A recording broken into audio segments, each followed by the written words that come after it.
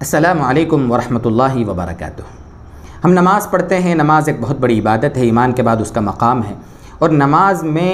ایک تو یہ کہ نماز کو صحیح پڑھنے کی فکر کرنا ہے، اور نماز میں خشوع خضوع مطلوب ہے۔ ایک تو ہمارے اعضاء جو ہیں، ہاتھ پیر وغیرہ وغیرہ جو بھی کچھ ہیں، وہ حرکت نہ کریں زیادہ، اور دوسرے یہ کہ توجہ کے ساتھ، دل کی توجہ کے ساتھ، دھیان کے ساتھ ہمیں نماز پڑھنے کی مشق کرنا چاہیے، فکر کرنا چاہیے، اس لیے کہ نماز کو اگر صحیح اصول کے ساتھ پڑھا جاوے گا تو ہی وہ ہمیں گناہوں سے بچائے گی۔ اللہ تعالیٰ نے نماز کے بارے میں قرآن کریم میں فرمایا ہے، 21ویں پارے کے پہلے ہی صفحے پر پہلی ہی آیت ہے، ان الصلاۃ تنہی عن الفحشاء والمنکر، نماز بلا شبہ بے حیائی سے اور برائی سے روکتی ہے۔ اب ہماری نمازیں اس کیفیت کی ہوتی نہیں ہیں کیونکہ ہم نماز پڑھتے ہیں اور گناہوں سے رکتے نہیں ہیں، پتہ ہی چلا ہماری نماز میں کوئی کمی ہے، تو نماز کو اچھے سے اچھا ہمیں بنانے کی فکر کرنا چاہیے۔ نماز میں خشوع خضوع مطلوب ہے۔ نماز اگر اپنی صفت کے ساتھ ہوگی تو وہ یقیناً اپنا اثر دکھائے گی اور ہم کو گناہوں سے بچائے گی۔ اب دوستو بزرگو، بہرحال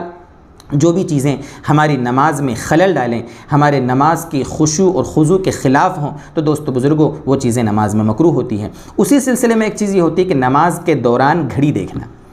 اگر کوئی شخص بالقصد نماز میں گھڑی دیکھتا ہے، سامنے مسجد کی دیوار پر یا گھر میں نماز پڑھ رہا ہے تو سامنے اگر گھڑی لگی ہے، یا اپنے ہاتھ میں اگر وہ گھڑی پہنا ہوا ہے اور نماز پڑھتے پڑھتے کسی طریقے سے گھڑی دیکھ رہا ہے، تو دوستو بزرگو ایسا کرنا مکروہ ہے، چونکہ یہ بالقصد کام کر رہا ہے۔ بالقصد کوئی ایسا کام کرنا اپنے ارادے سے جس کی وجہ سے نماز میں خلل آئے تو اس کو علماء نے مکروہ لکھا ہے۔ ہاں کبھی کبھی ایسا ہوتا ہے کہ بے خیالی میں ہماری نگاہ اڑ گئی اور گھڑی پر ہماری نگاہ چلی گئی اور ہمیں ٹائم سمجھ میں آ گیا کہ کتنا ہو رہا ہے۔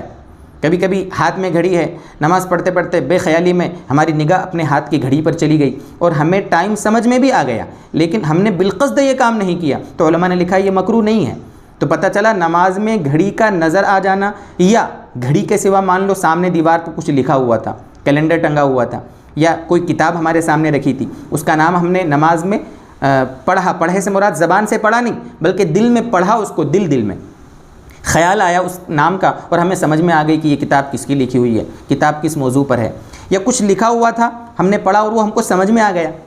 ہم نے زبان سے کچھ بولا نہیں ہے لیکن دماغ میں اس کے خیالات چلنے لگے۔ بالقصد اگر ایسا کریں گے تو یہ مکروہ ہے، لیکن اگر بلا ارادے کہ اگر یہ چیزیں ہو جاویں تو یہ نماز میں مکروہ نہیں ہے۔ اس لیے کوشش کرنا چاہیے کہ نماز ہماری کامل بنے، مکمل بنے، خشوع خضوع کے ساتھ ہو۔ بالقصد نماز میں خیالات کو ادھر ادھر لے جانا، جیسے بہت سارے لوگوں کے خیالات نماز میں کچھ بھی کچھ آتے ہیں، پتہ نہیں کیا کیا سوچتے رہتے ہیں نماز میں، تو خیالات اگر نماز میں آئیں تو خیالات میں مگن نہیں رہنا چاہیے،